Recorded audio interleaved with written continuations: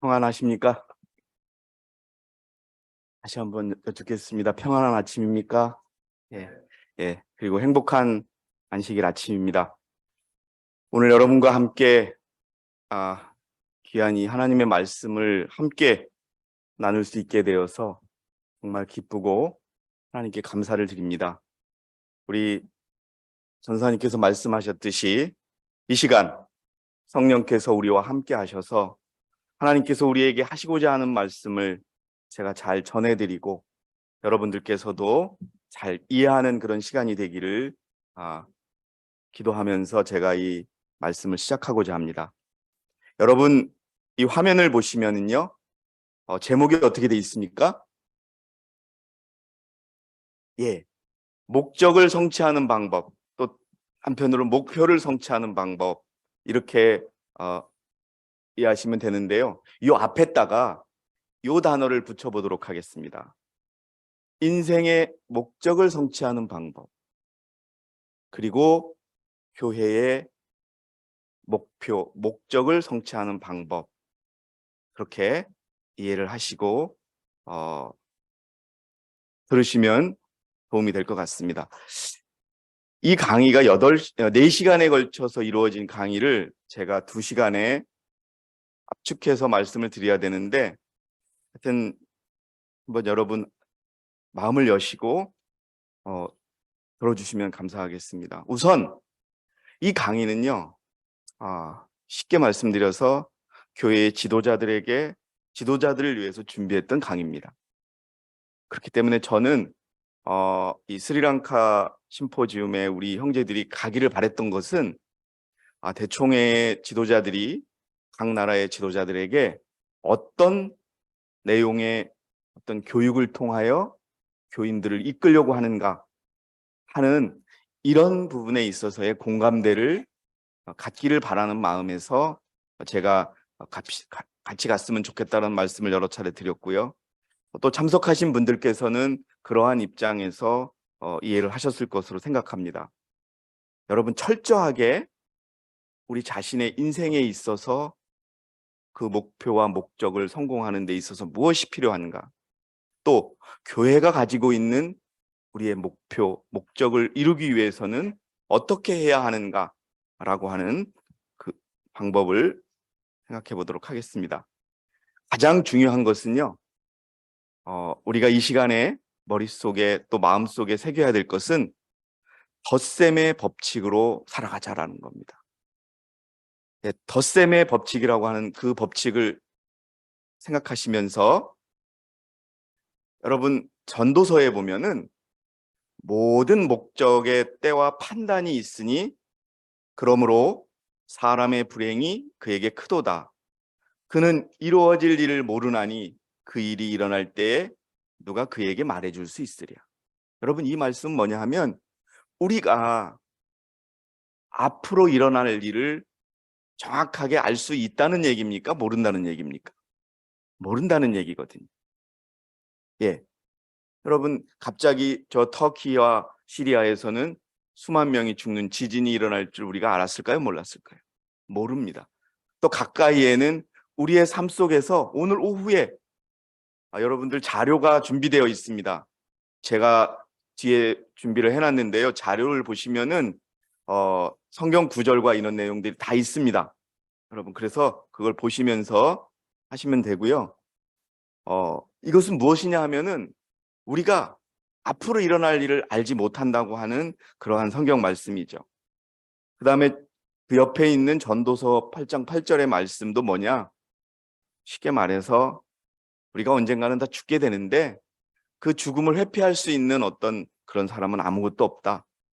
결과적으로 우리의 삶은 되게 유한하고 제한적이며 우리의 한치 앞조차도 내다볼 수 없는 그런 존재이다라고 하는 것이죠. 그런 이러한 환경 속에서 우리는 모든 것에는 때가 있다는 성경의 말씀을 주목하게 됩니다. 하늘 아래 모든 것에는 시기가 있고 모든 목적에는 때가 있다. 자, 여기 보면은 목적에는 때가 있다라고 얘기를 하는 거예요. 자, 우리가 가지고 있는 인생의 목적들, 목표들, 그것들이 다 때가 있다라고 하는 것이지.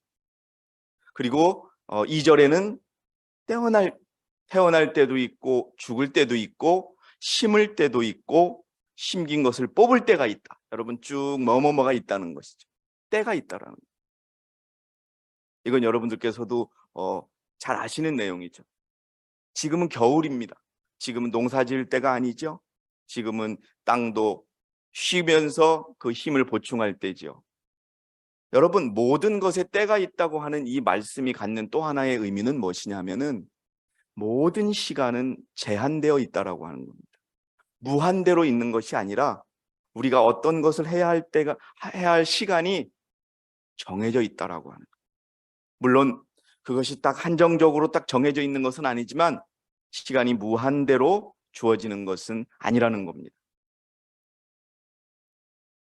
여러분 이 그림을 보시면은 어떤 한 사람이 태어나서 죽을 때까지의 한 단계를 설명하고 있습니다. 태어나서 가족들의 기쁨과 하나님의 축복 아래 태어나서 또 공부를 하고 훈련을 하고 직업을 갖게 되고 결혼을 하게 되고 또 교회에서 침례를 또 받게 되어서 또 교회에서 가르치는 사람으로 되고 그러다가는 결국 다시 죽음으로 돌아가는 이 정해진 시기에 쉽게 말해서 우리들의 라이프 사이클이라는 게 있는 겁니다. 자, 그러면 우리가 인생에서의 어떤 목표, 여러분 목표는 어떤 목표가 있다라고 말씀드리고 싶진 않습니다. 다 다르니까요. 그럼 이렇게 살아가는 사람들이 자신들의 목적을 이룰 때, 그럼 아까 제가 시작할 때 목적을 이루는 방법 중에 하나님이 권면하시는 말씀, 덧셈의 법칙으로 살아가라는 것은 무엇인가를 설명을 드리고자 합니다. 자, 어린아이가 태어나서 조금씩 아장아장 걷다가 유치원에 가지요. 유치원에 가다가 초등학교를 가고 초등학교를 갔다가 여러분 중학교를 갑니다. 덧셈의 법칙이라고 하는 것은 뭐냐 하면은요. 초등학교를 졸업한 아이가 중학교에 들어갈 때는 하나라도 더 발전한 단계에서 살게끔 살아가라는 그 법칙이 덧셈의 법칙이라는 거예요. 초등학교 때는 예를 들어서 몰랐던 내용 하나라도 그의 품성이나 그의 삶의 방식이나 그가 가지고 있는 지식이든 어떤 모든 분야의 모든 것들이 하나라도 더 추가되고 발전하는 방식으로 살아간다면 그 인생은 언젠가는 그 목적을 달성할 거라는 것이죠. 이해되십니까, 여러분? 내가 교회적으로 말씀드리면 내가 어제보다는 오늘 더 예수님께 가까이 가는 거예요. 그럼 어떻게 가까이 가느냐? 예를 들어서 내가 좀 성격을 참지 못하는 성격이 있다 그러면 어제는 10분을 참았다 그러면 오늘은 20분을 참고, 오늘은 20분을 참았다 그러면 내일은 30분을 참을 수 있는 것. 모든 분야에 있어서 하나를 우리가 개선하면서 나아가는 법칙이 바로 무엇이다?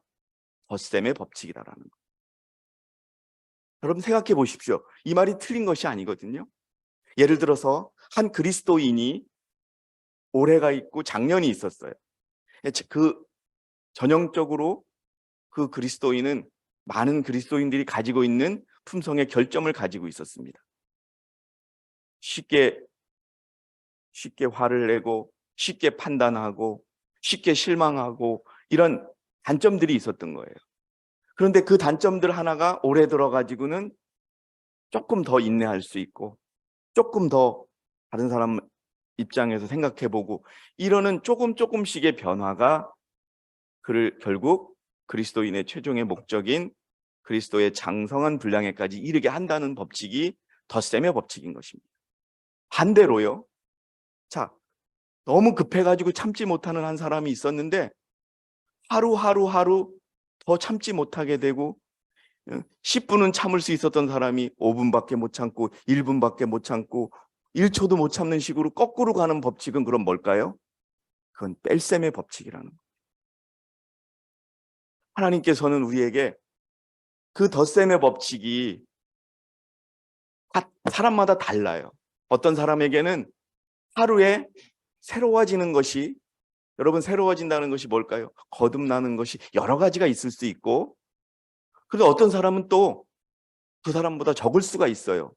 하지만 매일 매년 우리가 변화되고 바뀌어 나갈 수 있는 그 법칙으로 살 때 우리는 인생의 목표를 달성할 수 있는 것이죠. 그런데 가끔 보면은요, 우리가 시간이 지날수록 저 사람은 후퇴하는 것 같아, 저 사람은 나아가기보다는 뒤로 가는 것 같아라고 느끼는 사람들이 있습니까? 없습니까, 여러분? 있지요.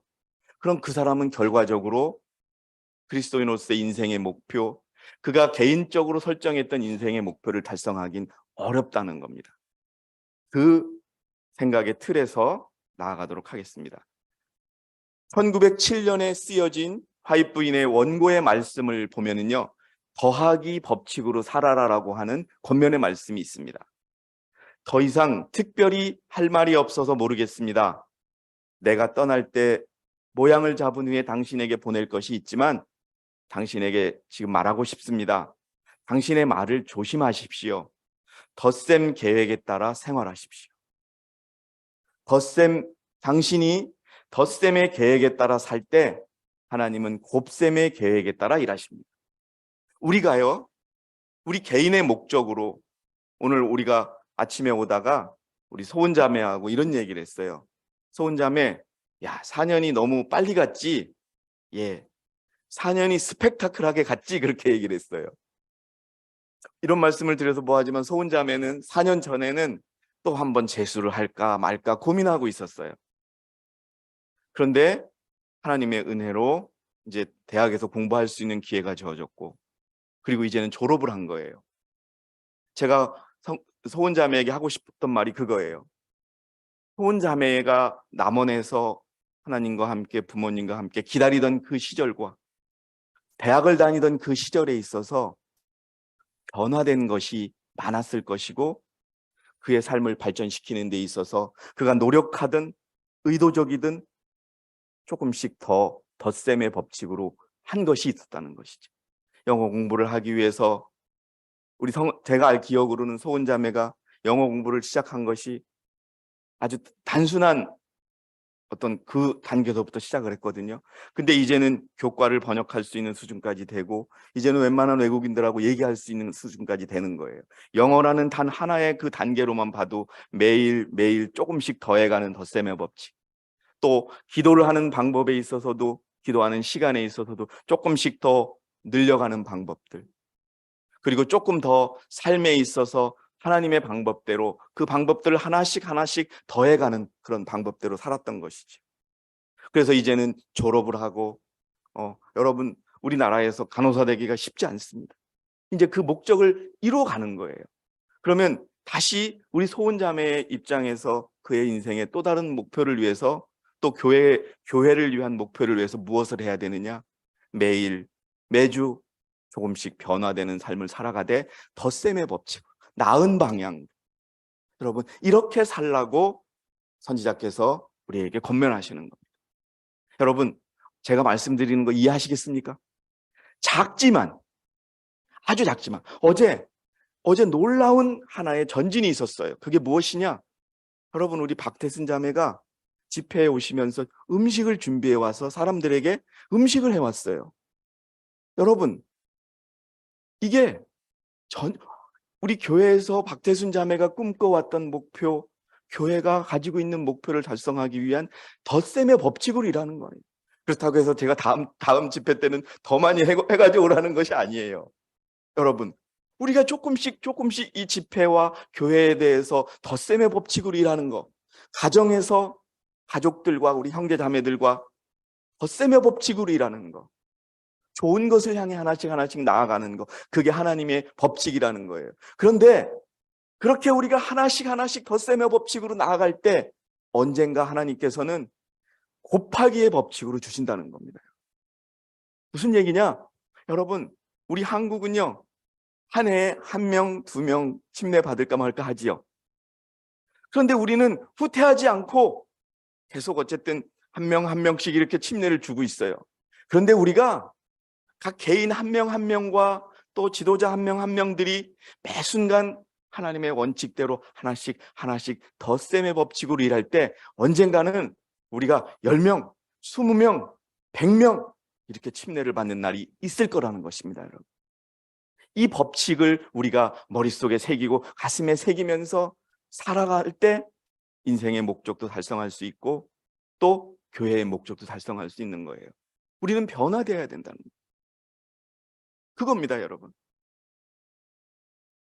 자, 우리에게는 기록된 말씀이 있으니 우리는 주님을 알기 위해 따라가야 되고 준비되어야 합니다. 그럼 준비라는 것이 하루아침에 이루어질 수 없죠. 네? 그러면 오늘은 일정 하나, 내일 또 하나, 어떤 사람은 오늘 3개, 오늘 또 10개. 그렇지만 모두 다 그 다음 날엔 덧셈의 법칙에 따라 산 결과로서 조금은 나아가는 방식으로 나갈 때 그때 하나님께서는 그 위에 곱하기의 법칙으로 결과를 주신다는 이 원칙대로 우리가 살아가려는 겁니다. 우리는 씻음을 받아야 하며 은혜를 더하기의 계획에 따라 살도록 확신해야 됩니다. 여러분, 손가락이 양쪽에 3개밖에 없는 피아니스트가 있습니다. 이분의 목표는 뭐냐면 피아노를 치는 거였어요. 그런데 여러분, 손가락이 3개 있는 사람이 피아노를 치기가 쉬워요, 어려워요? 어렵죠. 그런데 그 피아니스트는 지금 그 손가락이 5개 있는 피아니스트보다도 더 피아노를 잘 치는 피아니스트가 되었던 것이죠. 그 목표를 달성하기 위해 그가 어떻게 했을까요? 더 연습하고 더 기도하고 또 그 다음 날은 더 연습하고 포기하지 않고 이런 모든 긍정적인 면들, 하나님께서 원하시는 면들을 하나 더해가면서 살았다는 거예요. 반대로요, 똑같은 손가락이 3개밖에 없는 피아니스트가 되고자 하는 사람이 있었는데 매일매일 나가기보다는 매일매일 더 좌절하고 더 후퇴하고 뒤로 간다면 그 피아니스트가 되겠다는 꿈을 이룰 수 있을까요, 없을까요? 없는 겁니다. 오히려 그는 그 꿈을 포기해야 될지 모르는 일이 생기는 거예요. 여러분, 우리 인생에 있어서의 일들, 여러분들 개인적으로 가지고 있는 우리 신앙에 있어서의 목표, 내 자녀를 이곳에 데려와야 되겠다는 목표, 하나씩 그렇게 조금씩 여러분 냉정하게 한번 생각을 해보면 내 자녀, 내 남편, 그다음에 내 친척, 내 어머니 데려오고 싶어요. 근데 우리 어떻게 일하고 있나요? 가만히 있는 거예요, 그냥 마음만. 근데 우리가 조금씩이라도 우리 자녀들에게 더 신앙에 관심을 가질 수 있는 그런 계기를 마련하려고 노력하고 오늘은 하나, 내일은 하나. 여러분, 그렇게 우리가 걸어가면 하나님께서 그 위에 결과를 주시는 거예요. 엄마 나 교회 갈래. 나 하나님 믿어야 되겠어. 여러분, 그게 바로 우리들의 인생의 목표를 이루는 거예요. 자, 그런데요, 뺄셈의 법칙은 여러분 왜 그러냐 하면 1861년 서신 5A에 쓰여진 내용을 보면은요, 그들은 더하기의 계획에 따라 사는 대신에 빼기의 계획에 따라 살아왔다. 뭐예요? 조금 후퇴하는 거예요. 좋은 것을 더하기보다는 나쁜 것으로 자꾸 하나씩 뒤로 빠지는 거예요. 여러분, 제가 구체적으로 어떤 예를 들지 않아도 무슨 말씀하시는지 아시겠죠?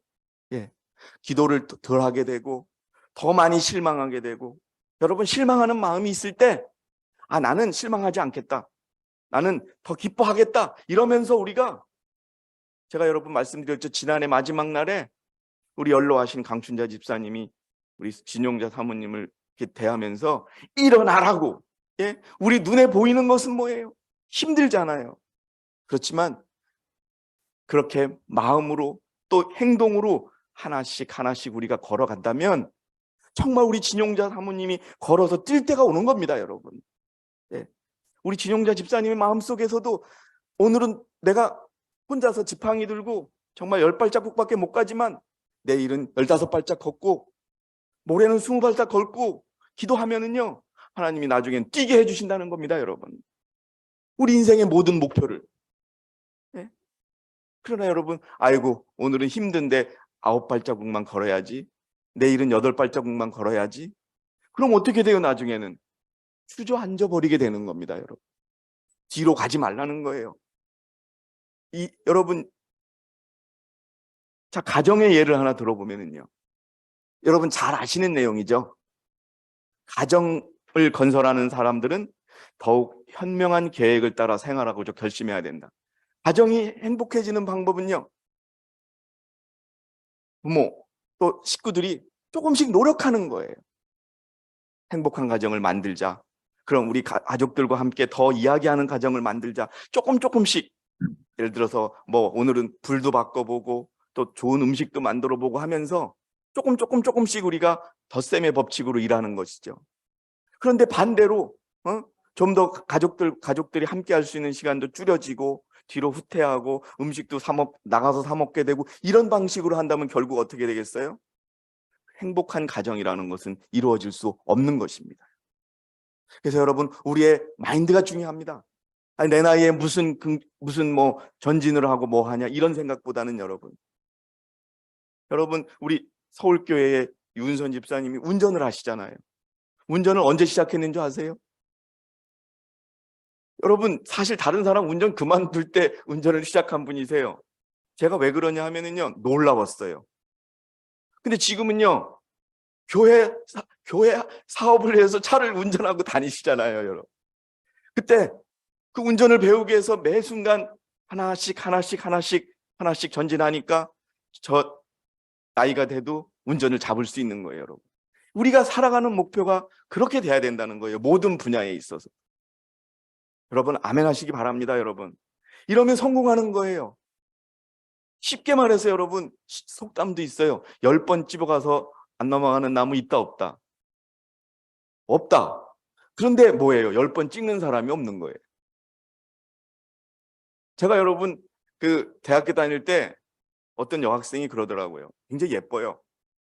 근데 우리 생각은 저 여학생은 분명히 남자친구가 있을 거야 생각하고 포기를 하는 거예요. 그래서 나중에 내가 얘기를 했어요. 우리 같은 어떤 계기가 돼서 남자친구가 이쪽을 했더니 아니요, 없어요. 왜 나한테는 남학생들이 따라오지를 않느냐 이거예요. 예, 정말이지. 그리고 또 어떤 한 학생이 따라왔는데 맨날 강의실 앞에서 기다리더래요. 그래서 한번 저 남학생을 테스트해 보겠다고 몇 번이나 와서 기다리나. 우리 속담에 10번이 있잖아요. 서너 번 하다 말더라는 거예요. 아, 내 다음만 더 기다려주면은 내가 마음을 열고 사귀어봐야지 하는데 그 다음에 없더라는 거예요, 우리가. 여러분, 끊임없이 우리 개인의 목표를 향해서, 우리 신앙의 목표를 향해서, 교회의 목표를 향해서 한 발자국이 아니에요. 한 뼘이라도 우리 나가면서 돕자는. 우리 전도사님이 그러셨죠? 뛰지 못하면 걷고, 걷지 못하면 겨서라도 어떻게 하자? 앞으로 가자. 자, 이겁니다, 여러분. 자, 그림 보겠습니다. 다음 페이지 한번 봐주세요. 자, 맨 처음에 교육이에요. 교육이라는 의미는 뭐냐 하면 우리가 현 단계에서 다음 단계로 나갈 때, 예를 들어서 우리가 어떤 일에 실패했어요. 그러면 그냥 가만히 있는 것이 아니라 왜 실패했지? 무엇 때문에 실패했지? 그럼 성공하려면 어떻게 해야 되지? 고민하는 거예요. 그걸 교육이에요, 여러분. 그리고 그 다음에는 뭐를 해야 돼요? 그것을 고치기 위해서 시도하는 거예요.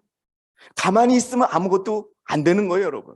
자, 운전을 하고 싶죠, 여러분들? 그러면 운전하려고 그러면 뭐 해야 돼요?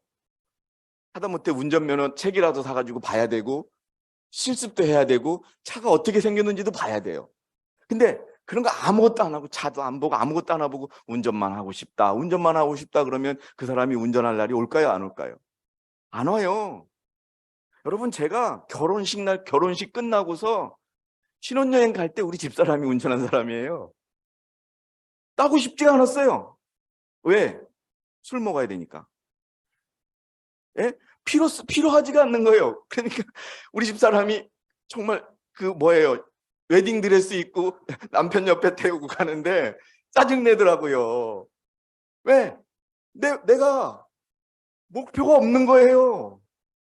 근데 여러분, 우리 둘째가 태어났을 때 운전을 배웠어요. 제가 태어나서 처음으로 학원을 다녔어요. 근데 지금도 운전을 잘 못하는데 운전대를 잡을 수 있는 게 그때 된 거예요. 하나씩 하니까 저도 운전하더라고요. 처음에 운전했을 때요, 브레이크 밟아야 하는데 이거 악셀 밟아가지고 뚝 부딪혀가지고 왜 차가 이 모양이야, 그런 적도 있었어요.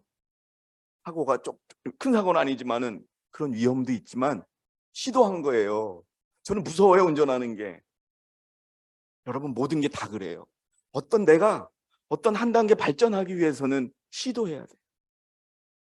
실패할 수도 있어요. 하지만요, 가만히 있으면 가능성은 제로예요. 그런데 시도하면 가능성이 몇 프로예요? 50%. 될까 말까. 둘 중에 하나는 되는 거 아니에요, 여러분. 우리의 삶이 그래야 돼요. 앞으로의 신앙 전도도 그런 거예요, 여러분. 아이고, 우리 자녀는 내 말을 안 들어. 계속 기도하죠. 어? 그리고 목사님한테 기도해 달라 그래요. 장로님한테 기도해 달라 그래요. 근데 본인이 직접 시도를 안 해요. 얘야, 우리 신앙하자. 여러분, 그게 손해 날 게 있나요, 없나요? 없어요. 내가 이 말하면 싫어할 거야. 이 생각하고서 가만히 있는 거예요. 그러면 평생 그건 가능성이 제로예요. 하지만 시도하세요. 부딪혀야 돼. 이게 경험이라는 겁니다. 그러면은 여러분 좀 발전해요, 우리가 영적으로.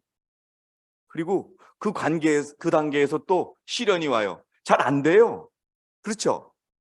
그러면 다시 또 참아보는 거예요. 그렇게 여러분 조금씩 하면 결국 우리가 원하는 거 이루어 주신다는 겁니다. 그게 성공의 법칙이라는 거예요. 이게 성경 속에 있는 법칙인 거예요, 여러분. 많은 사람들이요. 예? 여러분, 우리나라의 굴지의 대기업들이 어떻게 시작했는 줄 아세요? 일제시대 학교 옆에서 처음 판 게 눈깔 사탕. 그러다 학생들이 연필을 팔라고 그러니까 연필을 갖다 놔요. 그러다 보니까 조금 더 하나씩 늘려가지고요. 큰 가게가 되고 종합상사가 되고 대기업이 된 거예요, 여러분. 예? 우리는요, 작은 일에서부터 이 과정을 여러분 생각하십시오. 내 자녀들 교회를 이끌고 싶어. 그게 내 목표예요. 그러면은 왜 안 올까? 무엇을 내가 어떻게 해야 될까 고민하시면서 그게 교육이에요. 포기하는 건 뺄셈의 법칙이에요. 안 되니까 가만둬. 성경에 대해서 더 얘기해 주는 시간도 줄어들어. 교회에 대해서 얘기해 주는 시간도 줄어들어. 이게 뺄셈의 법칙이에요. 그러면 그 자녀 영 안 옵니다. 시도하셔야 돼요. 엄마 얘기하지 마. 그거 한마디 들으면 되잖아요. 아빠 얘기하지 마. 내 인생 내가 살 거야. 그 한마디 들으면 되잖아요. 그런데 여러분, 분명히 우리가 한 사람의 마음 속에는 내가 무엇을 말하려고 하는지 남게 되는 겁니다. 여러분, 한번 우리가 시도해 보라는 거예요. 이게 덧셈의 법칙인 겁니다. 자, 그러면 덧셈의 결과가 어떻게 되느냐? 마태복음 13장 52절에 그때 주께서 그들에게 말씀하시기를 그러므로 천국에 관한 교훈을 받는 모든 서기관들은 마치 자기 보물 창고에서 새 것들과 옛 것들을 꺼내오는 집주인과 같으니. 자, 마태복음 13장 32절에 그러나 좋은 땅에 씨가 뿌려졌다는 것은 그 말씀을 듣고 깨달아 또한 열매 맺는 사람이니 어떤 사람은 100배로, 어떤 사람은 60배로, 어떤 사람은 30배로 열매를 맺는. 여러분, 실제로 대총회장님께서 이 말씀을 전해주시면서 실제 일어난 일을 말씀드리는 거예요. 지금 미국이나 독일이라는 나라들이요, 전도가 어려워요. 한국보다 어려워요. 오히려 교인들이 줄어드는 형편이었어요. 그런데 그들의 마음속에 이제 어떤 마음이 생겼느냐? 전도를 해야 되고 교인을 늘려야 되겠다는 생각을 드는데 전쟁이 터진 거예요. 독일 같은 경우에는 우크라이나 전쟁이 터진 거예요. 그러니 우크라이나에서 전쟁을 피해서 독일로 갑자기 피신 온 가족들이 있죠. 그 가족들을 타켓으로 삼아가지고 교회에 와달라고. 여러분, 나라에 전쟁이 일어나서 쫓겨난 그 나라들이 교회에 오세요. 안식일날 우리 같이 지키세요 하면서 음식을 주면 그 사람들이 올까요, 안 올까요? 거의 온다는 거예요. 그래서 복음을 전하고, 예, 그 한 가정 그렇게 하니까 이제는, 예, 몇십 명씩 늘어나는 거예요. 그 한 번의 시도가, 한 번의 한 번의 발걸음이 곱하기의 법칙으로 일어나서 하나님이 우리에게 주신다는 겁니다, 여러분. 우리도 여러분 생각을 바꾸시라. 첫 번째 목표가 있어야 돼요. 제가 보기엔 집회가 있을 때마다 예전에 집회 때 들은 얘기들이 뭐냐 하면 이런 얘기였어요. 우리 옆집에 기성교인이 있는데 이번에 데려오려다가 못했다고. 그런데요, 제가 이런 얘기를 거의 몇 년 동안 듣지를 못했어요. 우리 친척 중에 재림교인이 있는데 요새 교회 안 나가는 사람이 있는데 한번 전도를 하고 싶어요. 이렇게 물어보는 이런 식의 저한테 문의한 그런 것도 몇 년 동안 거의 없었어요. 근데 요즘에 들립니다, 여러분. 우리 교회를 떠난 사람들이 어떻게 됐는데 우리 한번 해봅시다. 예? 또 어제는 제가 젊었을 때 살았던 그런 기성교인이 있는데 이 집회에 오자고 그랬는데 사정이 있어서 못 왔다고 그럽니다. 이런 말들 여러분. 우리가 그렇게 그런 자그마한 것들을 하나하나 싸서 뿌리면은 언젠가는 여러분, 그러니까 그 우크라이나에 그 피난 온 사람들이 자기 교회에 와가지고서 교인이 되고 나니까 어떻게 해요? 그 친척들 다 불러오는 거예요. 그러면 어떻게 돼요? 교회는 자동적으로 교인이 늘어날 수밖에 없는 거예요. 여러분, 그래서 저도 우리 한국에도 일하러 온 외국인들 얼마나 많습니다. 그 사람들에게 우리 전해야 돼요. 여러분, 마음이 있어야 되는 거예요. 우선. 우리 이 선교 사업은요, 우리 한국의 전형적인 선교 사업의 툴은 뭐냐 하면 지도자들만 하는 거예요. 목사들만 하고 장로들만 하는 거예요. 나는 그냥 11금만 내면 돼. 이런 생각으로까지 고정화되어 있는 적도 있었어요. 여러분이 다 같이 씨를 뿌리셔야 돼요. 아까 이 방법대로요. 앞에로 돌아가 주세요. 앞에로. 그 그래프 보여주세요. 여러분, 왜라고 고민하고 내 목표가 왜 이루어지지 않은가? 왜 내가 전도를 못하냐? 왜 우리의 교인이 안 늘어나는 그런 문제의식 속에서 우리 스스로 하나씩 그 문제의 답을 얻고자 하는 방법을 더해가는 거예요. 그리고 그것을 통해서 영적으로 조금 성장하고 또 잘 안 되면 인내하고 여러분 그렇게 하다 보면 하나님은 결국 주신다는 거예요. 그런데 그게 언제일지는 몰라요. 언제일지는 몰라요. 하지만 여러분 그런 말씀을 하셨어요. 우리가 시도는 했으나 안 돼도 감사하고 돼도 감사하고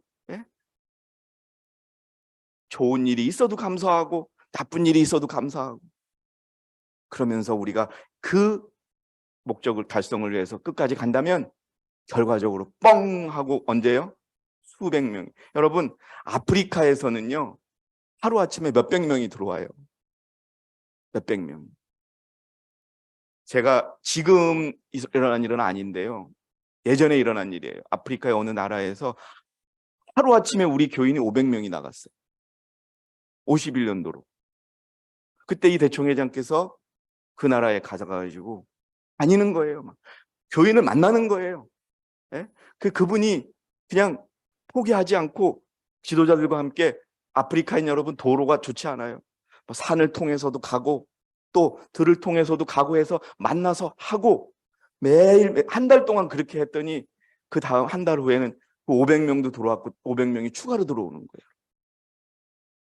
여러분 우리 이번 여름 내년 여름에 우리 10명 20명 우리 침례받는 그 열매를 맺기 위해서 오늘 우리가 한 걸음 한 걸음 덧셈의 법칙으로 신앙하고 살아가자는 것이 오늘의 주제인 것입니다. 그것이 교회의 목적이더라도 또 개인의 목적이라도 똑같다는 거예요. 여러분 100배입니다. 100배. 100배. 우리가 한 명 생각하지만 우리가 여러분 우리 자녀들을 잘 설득해 보세요. 그럼 그 자녀도 자기 친구도 데려오고 또 친구는 친구의 엄마 데려오고 이게 여러분 곱하기의 법칙이라는 겁니다. 그 시간이 있어요. 저는 이제 우리가 교회가 분리를 겪고 또 불협화음을 겪고 갈등을 겪었어요. 이제 여러분 하나하나 어떻게 돼요? 우리가 그 시간을 거치면서 여러분들의 마음속에 분명한 한 가지의 마음을 갖고 있는 걸 제가 느낍니다. 이제는 우리가 정말 영혼을 구하는 사업에 나도 나서야 되겠다. 내가 교회를 위해서 하는 일에 나서야 되겠다 하는 모습들이 보이거든요. 그렇다면 여러분 이때 우리가 한 발자국씩 한 번 더 전화 더 하고 그래서 여러분 며칠 전에 성경 구절 저한테 받으셨죠? 저도 한번 시도해 봤어요. 목사님이 계속 하라는 건 아니고 못했어. 그걸 만들지를 못해가지고 못하다가 솔직히 우리 집사람이 도와줘서 한번 해봤어요. 그랬더니 여러분이 아멘 아멘 하고 오더라고요. 여러분 그거를 다시 받아서 던지는 거예요. 여러분의 따님들에게 여러분들의 아들에게, 여러분들의 가족들에게 여러분들이 꼭 전하고 싶은 그대로 전하세요. 그러면 여러분, 그것이 지금은 하나의 성경 구절이지만 나중에는 수십 명의 영혼으로 우리에게 하나님께서 결과를 주실 거라는 그 법칙을 우리가 이해해 주시고 그렇게 사시길 바랍니다. 저는 여러분, 이 대전에 올 때마다 참 기뻐요. 왜냐하면 제가 이 대전에서 대학을 다녔어요. 참 근데 지지리도 가난하게 다녔어요. 맨날 돈이 없는 거예요. 여러분, 그때 제가 이 인간적인 세상적인 목적이죠. 이 가난을 좀 벗어나고 싶다. 좀 편안한, 나도 내가 몸이 아플 때, 내가 감기라도 들렸을 때 나도 편하게 한번 누울 수 있는 방이라도 있으면 좋겠다는 이 목표를 달성하기 위해서 여러분, 하나하나 그때는 하나님을 몰랐지만은, 예? 아르바이트도 하고 또 저기 우리 선배들 그 분위기 봐가지고 비어있는 방도 고르면서 하나하나 그렇게 전진해서 진짜 돈 한 푼, 제가 대학 다닐 때요, 대학 4년 동안 학교에 공식적으로 낸 돈이 20만 원도 안 돼요. 진짜 그 과정 속에서 제가 했던 거는 목표를 설정하고 하나 여러분, 제가 얼마나 고지식한 사람인 줄 아세요? 그리고 남한테 싫은 소리 못해요. 예? 승질도 급하고요. 그러니 인생으로서는 최악이에요. 그런데 살기 위해서, 예? 싫은 소리도 가서 부탁도 하고, 예? 가서 사무실 가서 아르바이트 자리 없냐고도 하고, 예? 그렇게 하면서 여러분 한 발자국 한 발자국 걸으니까 졸업도 하게 됐고요. 졸업을 하게 되니까 제가 제 인생의 목표는 여러분 혹시 뭔지 아세요? 제가 몇 차례 말씀드렸는데 행복한 가정을 꾸미는 거예요. 근데 행복한 가정을 꾸리려면 여러 가지 요인들이 있어야 되잖아요. 그거는 이제 세상적인 생각이에요. 여러분, 돈도 없었고 제 품성도 그지 같아가지고 화만 많이 내고, 예? 마음은 착하다고만 주장하지 제가 여러분 첫 직장에 가서 우리 동료 6명이 공채 일기로 들어왔는데 어떤 그 우리 동기 여자분 배가 좀 나온 걸 보고 왜 이렇게 배가 나왔냐고 직접 얘기를 했어요. 근데 며칠 후에 어떤 분이 나와서 그러더라고요. 야, 너 좀 직접적으로 얘기하지 마. 그분이 일주일 동안 울었대. 제가 그랬어요, 여러분. 근데 아기는 없는 거예요. 그러면 나도 바꿔야 되잖아요.